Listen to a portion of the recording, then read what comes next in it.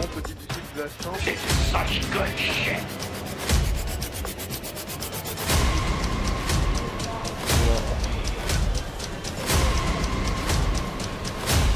Bon les gars, on est arrivé dans le show il y a déjà une trentaine de minutes.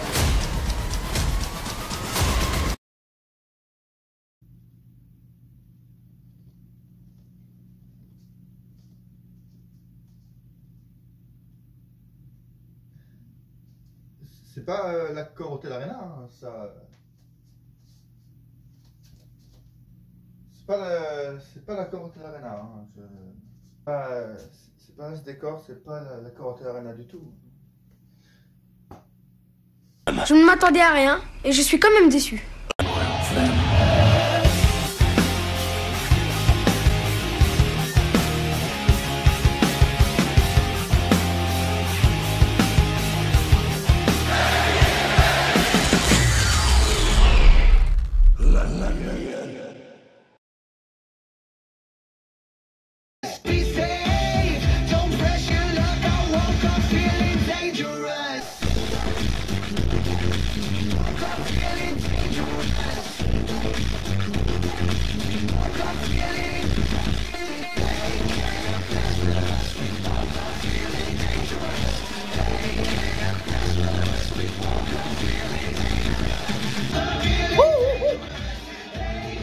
Vous avez manqué, les amis. Je sais que vous avez manqué ce petit genre d'intro avec la musique, là, comme WrestleMania chaque fois.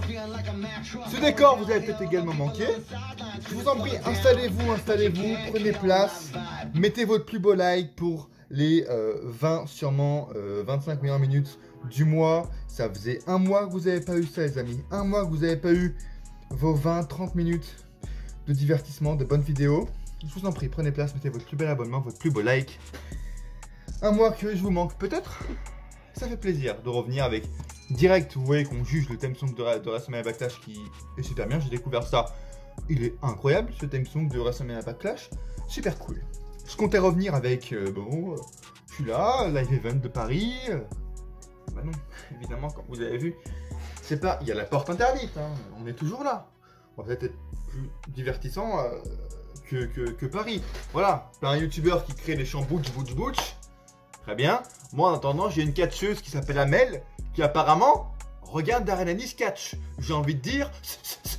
Ça fait plaisir. Oui, dès le début, ça fait plaisir. Ça fait un mois, les amis, que j'ai pas fait de vidéo.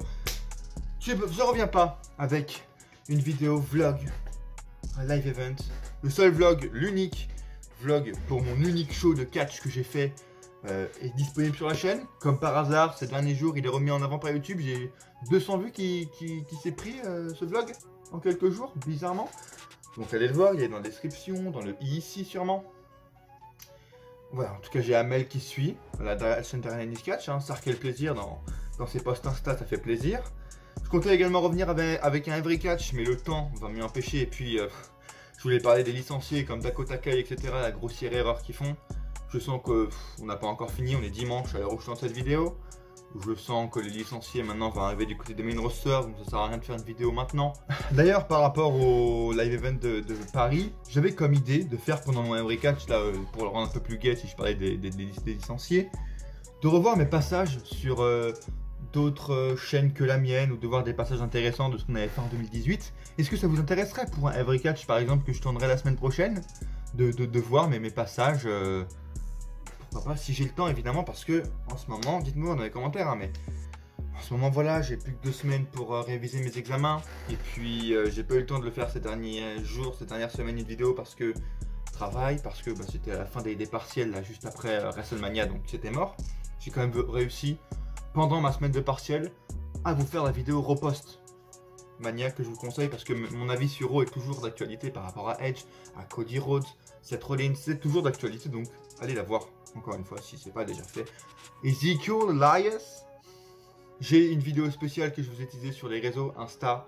Ils sont ici, hein, les réseaux, encore une fois. Si vous ne me suivez pas, c'est là où je suis normalement actif. J'étais pas ces derniers jours parce que voilà, je n'ai pas eu le temps de faire cette vidéo spéciale, de la finir et de monter également. C'est ça qui prend plus de temps. Je vous avoue que j'avais la flemme d'être devant un putain de tableau de montage devant mon Sony Vegas Pro qui bug toutes les 5 secondes. Alors que là, j'arrive dans un mood nostalgique, j'ai envie de dire comme chaque année, On arrive en avril, on arrive début mai. C'est un peu la fin de toutes les choses. Là, pour moi, la fin de l'année scolaire, là, les premiers, tu vois, premiers jours de beau temps, vraiment. Tu te remets à voir plein de trucs. Et puis là, c'était mon dernier mois, ma dernière semaine, là, juste avant, jusqu'au 27 avril. Dans mes cours, 2 ans passés, c'était fou. J'ai eu beaucoup de nostalgie, tu vois. Donc j'ai profité, par exemple, mercredi soir, jusqu'à 4 h du matin. J'ai profité. Et du coup, j'avais plus envie de me mettre le lendemain, l'après-lendemain, même avant, sur du montage, tu vois. J'avais juste envie de profiter des jours, etc. Donc, j'espère que vous comprendrez ça. Même TikTok, j'ai pas eu le temps de réfléchir, de machin, parce que maintenant, il faudrait que je révise. Donc là, sur cette vidéo, je vais vraiment essayer de la faire courte, parce que je dois réviser mes examens qui sont dans 2 semaines, littéralement à 2 semaines. Et puis après, j'ai des examens qui sont à 20 km de chez moi. Puis après, 2 jours après, j'ai des examens qui sont à 150 km de chez moi. L'éducation nationale, encore une fois, je les félicite. Hein. C'est assez incroyable. Vraiment, la logique des choses. En tout cas, je vais tenir les mêmes propos, les amis. Je vais tenir les mêmes propos pour ce WrestleMania Backlash que pour le reste. Que pour WrestleMania 38 par exemple, c'est que la carte est plutôt intéressante. On a des 1v1, on a une stipulation bordel pour un match féminin, ça. Yes, putain merci. Et puis on a chaque match qui est amené de manière originale et qui n'a pas les mêmes raisons en fait. Par exemple, Bobby Lashley Omos, c'est un combat d'ego, de qui vraiment est le meilleur, de se venger de MVP pour Bobby. Et ça n'a pas la même raison du match que par exemple un Edge AJ, où c'est on va prouver qu'on est les meilleurs, que j'aurais été mieux sans vous par rapport à Edge et aux fans, etc. Que Cody Rhodes et Seth Rollins, qui Cody Rhodes a vraiment envie d'atteindre un but, tu vois, il a rien envie de prouver à Seth Rollins, mais il doit passer par Rollins pour prouver un but. Il faudrait pas que ça dure trop longtemps, vraiment, Rhodes Rollins, parce que c'est une de mes peurs. Mais pourquoi pas Rousey, Charlotte Flair également. Donc chaque match a un enjeu différent et ça fait plaisir parce que bon Dieu, combien d'années, vous étiez avec moi sur cette chaîne, combien d'années on a vécu où tous les matchs étaient pareils, tous les matchs vers WrestleMania, sur la route de WrestleMania c'était pareil, chaque match pour un titre ou sans titre c'était t'es intervenu dans mon match du coup je vais oh là là, et tout était pareil, n'avait aucune personnalité, aucune profondeur, était fade. Là réjouissons-nous. Tout a à peu près de la personnalité, de la profondeur et du sens. Peut-être parce que Cody Rhodes est arrivé. J'en parlais également dans ma vidéo Cody Rhodes MDR. Alors, si c'est pas le hacker, je parlais de Mustafa Ali, blablabla. Oui, on rigole. Ah, Darren, dans des vidéos pronostiques, t'as dit Mustafa Ali, c'est à cause du hacker et le hacker c'est Cody Rhodes. Ouais, vous me dites que c'est de la merde. Pourquoi Mustafa Ali il est revenu là 2 semaines après le retour de Cody Rhodes? Ça me paraît quand même assez louche comme histoire. Il revient 2 semaines après que Cody Rhodes soit revenu. Et en plus, apparemment, il a l'air d'être pushé. En plus, il revient en tant que face. Il est face à Austin Theory, de ce que j'ai compris. Attaqué par Tommaso Ciampa. Donc pourquoi pas un match Theory contre Mustafa Ali ou Tommaso Ciampa qui va rentrer dans la faction de Edge. Beaucoup de logique, bizarrement, depuis que Cody Rhodes est arrivé. Et c'est pas le hacker, bien sûr. Bref, en tout cas, je suis vraiment heureux parce que ça fait des semaines que voilà, j'ai plus envie de faire des vidéos parce qu'il y a le montage qui suit après, etc.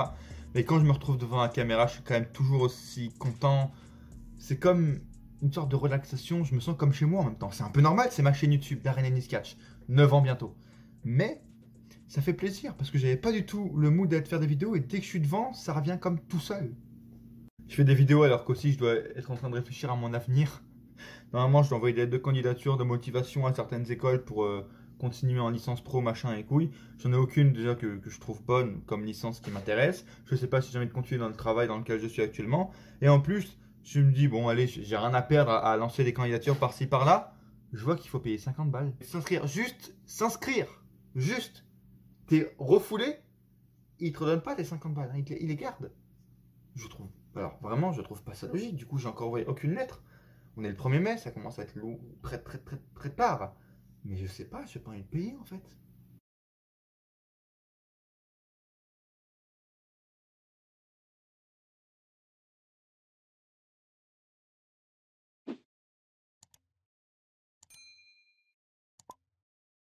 Tout de même, n'hésitez pas à vous abonner parce que dès que j'ai le temps, je vous fais les projets que j'ai envie de faire. J'ai envie de faire évoluer cette chaîne. Pas que faire des vidéos prono et review, vous le savez, ça fait quand même des mois que je dis ça, mais il faut que je trouve le temps d'y faire. Le 19 mai sortira sûrement la vidéo spéciale également si j'ai le temps de la monter, entre mes révisions, etc. Le 19 mai. Mais en tout cas, si vous vous en rappelez, ma vidéo Prono Day One, je crois que c'était la Prono Day One ou un vrai catch, où j'avais dit ce que je vais faire en 2022, c'est assumer. Donc là maintenant, je suis dans le cas où je dois assumer tous mes actes. Je dois assumer que je dois chercher soit une nouvelle école ou assumer que j'arrête les cours. Assumer que je suis en train d'avoir moins de vie sociale si j'arrête les cours. Assumer que, comme maintenant je dois faire des vidéos malgré le fait que j'ai plus le temps, j'ai cours, j'ai machin, examen. Je dois quand même me tenir à mes vidéos YouTube parce que j'aime ça. Et assumer, ouais, ma vie. Et c'est très très compliqué en ce moment, c'est vraiment très compliqué. Et le fait d'assumer passe aussi par certaines petites choses, certains petits actes où j'assume. Et tu vois, j'ai un peu mal à la gorge en ce moment. Comme par hasard, le jour où je reprends, la veille j'avais pas, le jour où je reprends les vidéos, j'ai mal à la gorge. Et il va falloir assumer, je pense. Ma bouteille éco-friendly pour ça, mais elle suffit pas. Et je pense que la porte interdite peut me donner plus de réponses par rapport au fait d'assumer ça et de prendre une décision quoi, pour arrêter d'avoir le mal de gorge. Écoutez, j'en ai pas, on va essayer, on va voir ce que nous donne la porte interdite.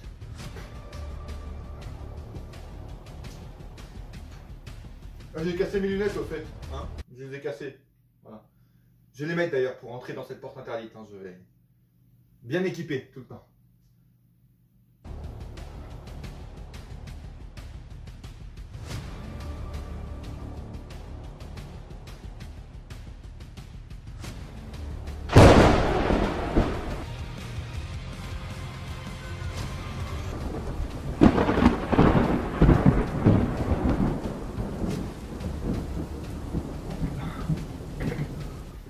Wow. Je viens de voir quelque chose qui est encore plus puissant que le champ Butch à Paris samedi soir. Ma porte interdite commence à me jouer des coups là. Je vais continuer avec mes lunettes. Je vais revenir avec l'objet. Je sais pas.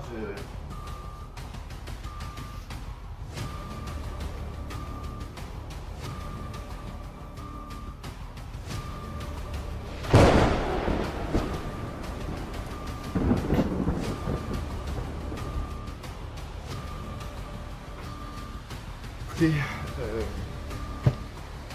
l'objet est... J'ai jamais vu ça, faut assumer. Plus puissant que le champ Butch à Paris, je crois. J'ai encore jamais essayé,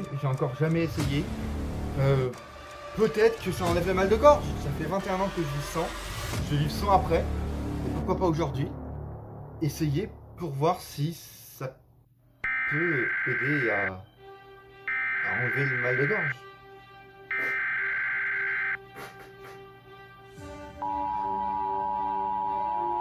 Ceci n'est pas un test.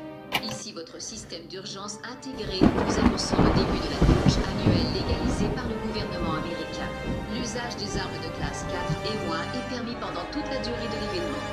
Toutes les autres armes sont formellement interdites. Vous avez vu ma première fois en vidéo. Littéralement. La première fois en vidéo.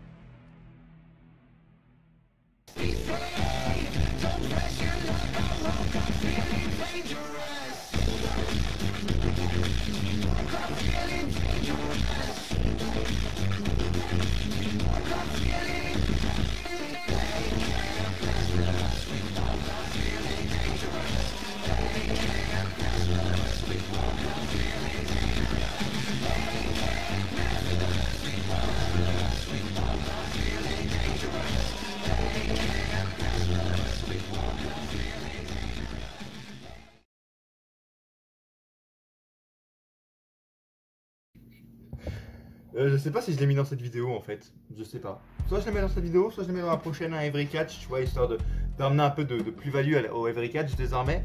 Où je viens de tester un truc pour la première fois là, mais ça me fait rire d'un côté. Pour ma chaîne YouTube, je l'ai fait, pour ma chaîne. Hein. Ouais, pour ma chaîne. Je voulais, comme à mon habitude, parce que je fais la vidéo trop en avance, parler des matchs qui vont être annoncés sûrement dans la semaine ou le soir avant le PPV. Mustafa Ali qui a fait son retour. Vous savez très bien mon avis sur Mustafa Ali. Vous le connaissez sur la chaîne, je supporte depuis 205 Live. J'ai fait une vidéo spéciale pour lui qu'il aurait dû affronter Goldberg au Rumble 2021 après son speech incroyable à Rotok. Et maintenant il est de retour en tant que face après des mois d'absence très bizarre où le mec allait être enterré, il voulait l'enterrer. Jusqu'à la fin de son contrat, elle virait comme une grosse merde après, et bizarrement 2 semaines après le retour de Cody Rhodes, il est de retour. Lui aussi. En face, il attaque ce que j'ai vu Austin Theory en tant que chouchou de Vince. Je vois le petit match Austin Theory contre Mustafa Ali. C'est une bonne idée? Non, parce que les deux ont besoin d'une victoire de toute manière. L'autre est champion, pourquoi pas un triple menace avec Thomas Ciampa, ça serait original. Bon, avec une stipulation genre un ladder match, comme ça personne ne perd. Merci, ce serait vraiment sympa, un petit ladder match, un truc comme ça. Mais ça ne va pas arriver. Bref, dans tous les cas, j'espère une victoire de Mustafa Ali par n'importe quel moyen. Roll-up si vous voulez. Il faut une victoire de Mustafa Ali qui est revenu enfin en face. Je, quand même, mets ma pièce sur le feu. Ma pièce sur le feu, c'est quoi? C'est l'invention d'Arena Catch. Je la brevette. Je la brevette. Est-ce que ça se dit je la brevette? Bref. La pièce sur le feu, c'est-à-dire que je la mets en jeu, je mets la pièce sur le feu. Dernier Catch, il invente des putains de mots maintenant, des putains d'expressions. Je mets ma pièce sur le feu. Eh bien, que quoi? C'est Cody Rhodes qui a joué. Oui. Non, c'est sûrement lui qui a fait son retour, écrit son retour avec les mots-clés et tout ça. C'est lui qui est en train d'écrire cette putain de storyline avec cette police qui est très très bonne. Évidemment que c'est lui qui a joué un rôle parce que je pense qu'il n'a pas pu voir un mec comme Mustafa Ali ne rien faire et que c'était contre ses valeurs. Oh, dis donc, ça fait penser qu'il y a une vidéo qui va sortir sur ça, sur Cody Rhodes, la partie 2. Vous l'avez pas oublié, la partie 2 de Cody Rhodes, s'il revient, c'est qu'il y a quelque chose de bizarre quand même. Allez vous abonner dès maintenant, juste en bas, likez cette vidéo pour être prévenu de la prochaine vidéo qui arrive sur Cody Rhodes, sûrement quand j'aurai le temps de la monter, de la tourner, finir de la tourner du moins. Et bien, victoire de Mustafa Ali. Et puis l'autre match, c'était la revanche entre Bianca Belair et Sonya Deville. Ça me fait chier pour Sonya Deville. Elle a perdu 3 fois en 5 minutes. Encore une fois, ce n'est plus l'ère des femmes, c'est l'ère des divas.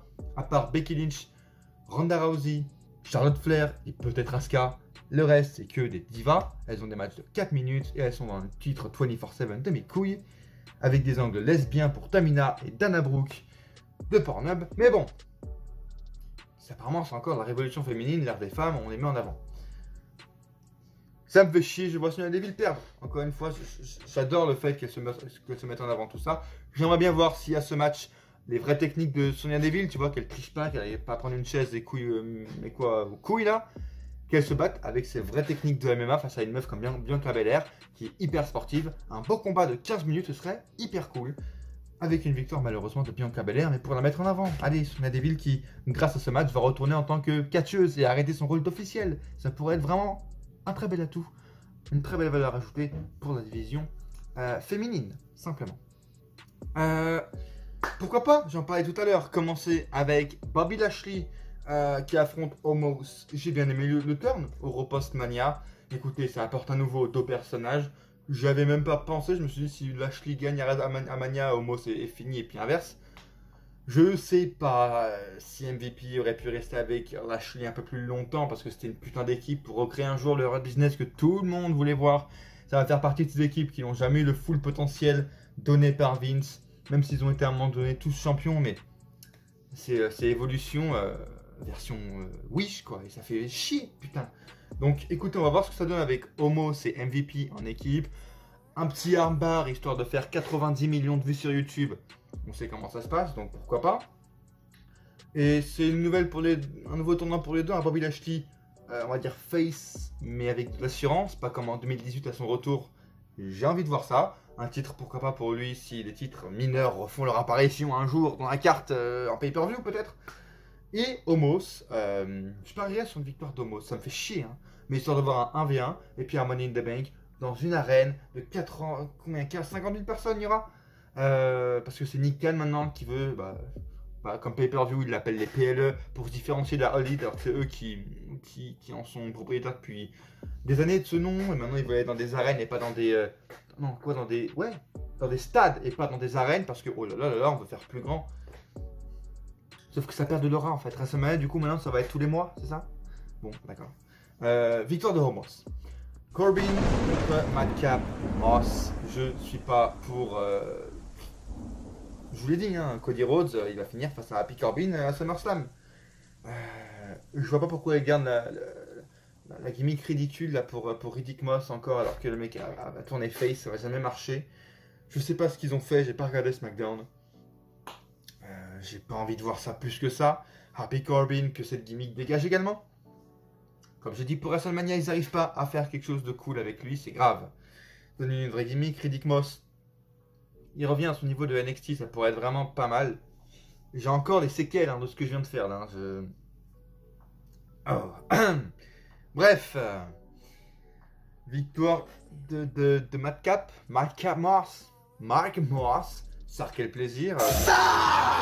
Il va devenir Corbin. Ça ne m'intéresse pas. Ce sera même pas en kick-off parce que Corbin trop élevé pour eux. Faisons-le dans l'ordre. Edge affronte AJ Styles. Écoutez, ça me hype pas plus. La rivalité est très hypante. La storyline plutôt est très hypante. Enfin un nouveau camp pour Edge. Enfin un nouveau camp chez PvE de 1.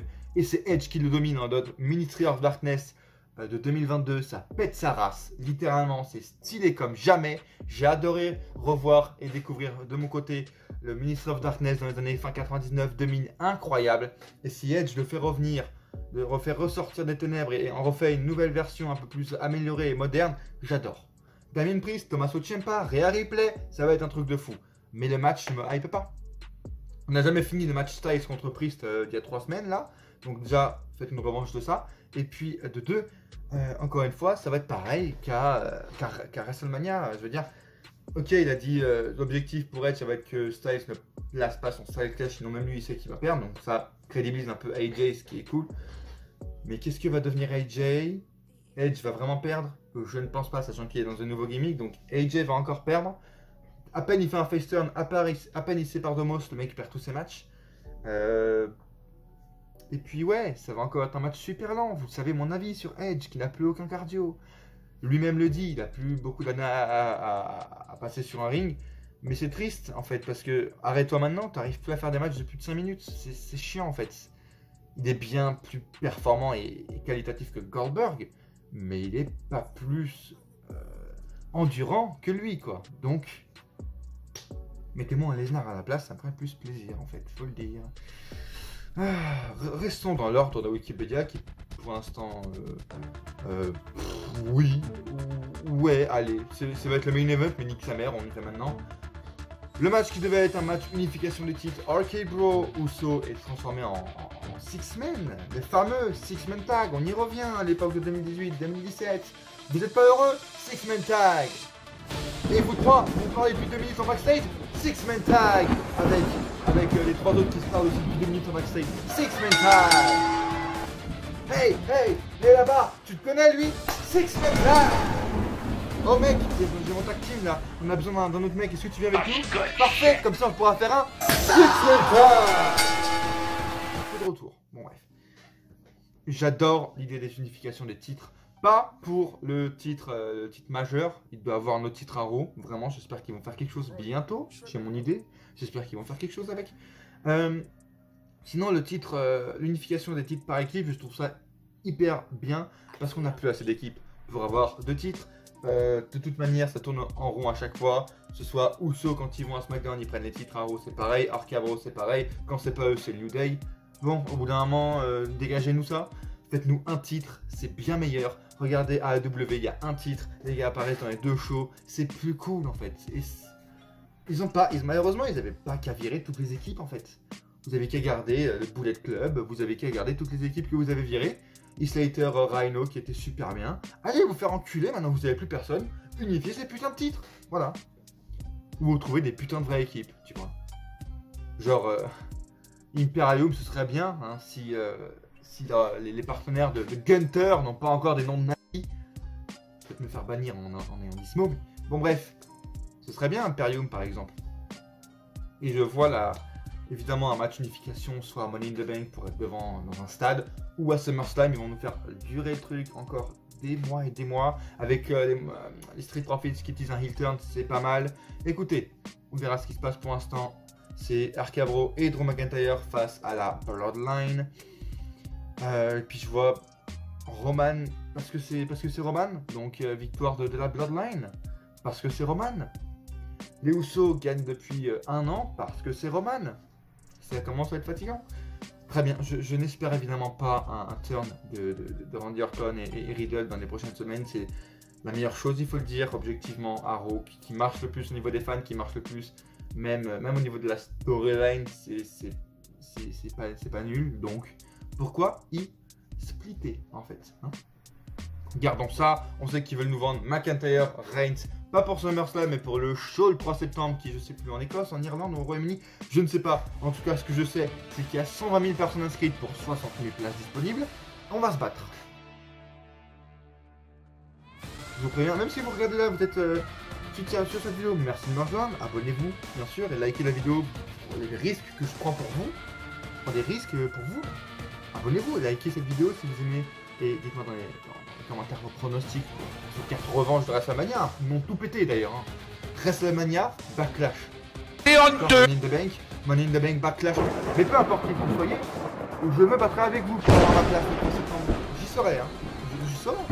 Ça va plus se produire avant les 10 prochaines années si on est chanceux. Donc, j'y serai. Vous inquiétez pas. Venez me battre avec moi. Venez vous battre. Je serai là, présent. Je serai là-bas le 3 septembre. Vous inquiétez pas. J'y serai. À coup sûr. Et là, il n'y a pas de ou pas qui suivent, à coup sûr. Il n'y a aucune hésitation à avoir. Victoire de Roman Reigns. Je pense que le match va quand même être super bien. Soit heel turn de pourquoi pas les Street Profits pour expliquer un match ensuite triple menace par exemple entre Uso, RK Bro et Street Profits à Money in the Bank avant l'unification des titres à SummerSlam pour histoire de faire allonger encore plus la storyline. Et dites-moi si ça vous hype et si vous auriez plus préféré voir que ça par rapport au match unification des titres par équipe. Dites-moi ça dans les commentaires.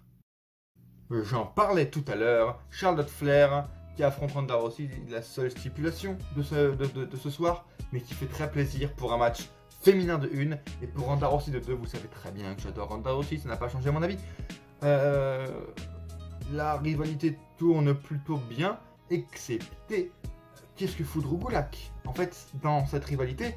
Et pourquoi vous prenez Drew Gulak comme bouc émissaire alors que le mec devrait être actuellement votre champion minimum intercontinental, on va dire, depuis 4 ans en fait. Drew Gulak n'a pas, Charlotte Flair n'a pas besoin de faire taper un mec, Ronda Rousey non plus, pour savoir qu'elles sont hyper coriaces, les plus grosses, les meufs les plus intenses dans un ring, les meufs les plus fortes, et celles qui n'abandonnent jamais. On n'a pas besoin qu'il y ait un mec dans le truc, Drew Gulak, un spécialiste de la soumission, surtout c'est ça qui me fait mal. Un spécialiste de la soumission, il est là, il va sonner la cloche pendant leur match et se faire niquer la gueule avec des armbars. Le mec c'est un pro de la soumission, il pourrait tout contrer, vous me foutez de ma gueule ou quoi? Non, il va les faire dans le mec tacticiel là dans Touquet 22. Et après ils font revenir Mustafa Ali. C'est l'incohérence, mais on va pas se plaindre, la réalité est tout de même logique. On a I Quit Match pour le fait que Charlotte Flair a tapé, elle veut pas l'avouer, maintenant tu vas l'avouer. Et pourquoi pas une victoire de Ronda Rousey, ce qui serait hyper cool. Pourquoi ne pas l'avoir fait à WrestleMania, je ne sais pas. J'ai peur qu'en fait ils attendent encore Money in the Bank, un stade de 45 000 personnes pour faire WrestleMania bis, tu vois. WrestleMania encore une fois, voilà, bref. Mais pour donner plus d'intensité, un plus gros moment à Ronda Rousey qui pourrait commencer son règne d'une manière plus explosive, on va dire. Un I Quit Match, ce serait bien. Charlotte Flair, de toute façon, si elle perd dans ce match, va se ressoulever, ça nous ferait du... Depuis que, oh, je fais un triple menace, nique ta mère. Ok, bah, t'es championne, quoi. Voilà. C'est super. Je l'ai encore ici, hein, le règne de Rhea Ripley qui n'a servi à rien pour Charlotte Flair, justement. J'ai encore ici mon action d'il y a 20 minutes, mais bon, bref. Un beau 20 minutes, bordel. Sortez-nous les matchs que vous sortiez en 2018 là, avec les Asuka, les Becky Lynch, Charlotte Flair à Evolution, les matchs incroyables avec Ronda Rousey, incroyables avec... Enfin, toutes ces meufs là, Asuka, etc. C'était fou. Ressortez-nous ce genre de match de 20-25 minutes. Et puis, nous arrivons au match qui ne sera pas le main event, mais qui, on va dire, c'est pas qui me donne le plus envie, mais qui a le plus en fait de futur en lui, qui porte le plus de futur. Cody Rhodes, qui a un grudge match, plutôt l'inverse. Rollins qui a son grudge match face à Cody Rhodes. J'aime bien la rivalité, la promo post-Mania était folle. Évidemment, vous avez mon avis dans le petit ici, dans la review de WrestleMania. J'aime bien comment la rivalité tourne. Rollins n'est plus une grosse merde, une fiotte qui se barre. Maintenant, il confronte Cody Rhodes, il est là en mode ça ressemble un peu à des rivalités de AEW. MDR, ils se confrontent sur un ring. Les gars, que ce soit heel ou face, ils se voient pas la face, etc.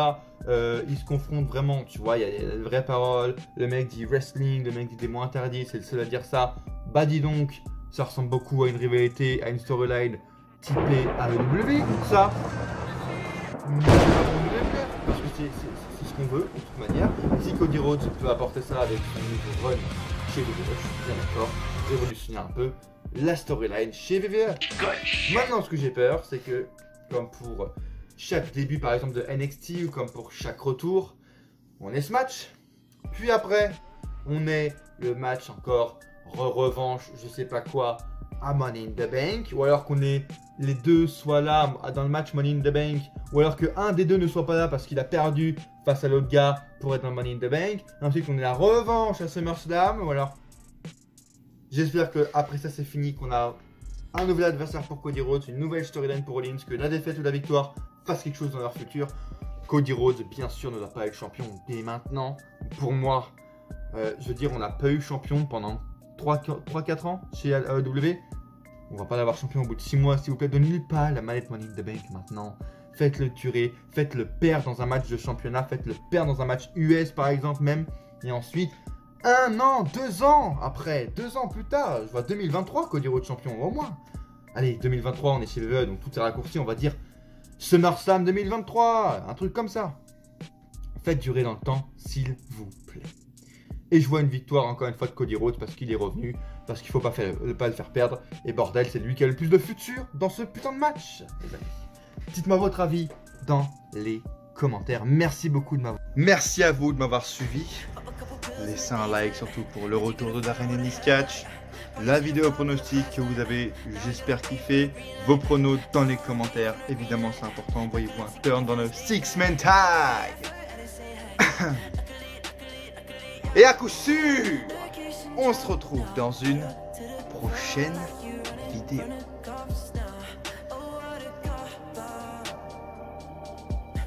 Ou pas.